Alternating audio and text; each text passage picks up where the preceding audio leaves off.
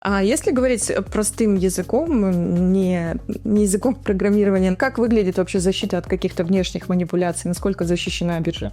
У нас изолированная система. Помимо нашего собственного фаервола применяется еще система защиты приложений, которая предоставляет GTS.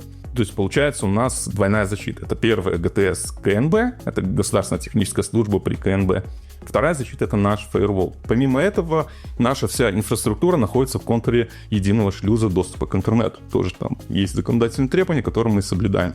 То есть при всем желании вмешаться извне как-то в торги не получится? Нет, не получится. Помимо этого мы на самом деле тестировали, потому что для нас важно было высокая отказоустойчивость и устойчивость в целом к какому-то воздействию. Мы тестировали, мы приобрели специальный софт, который имитирует DDoS-атаки.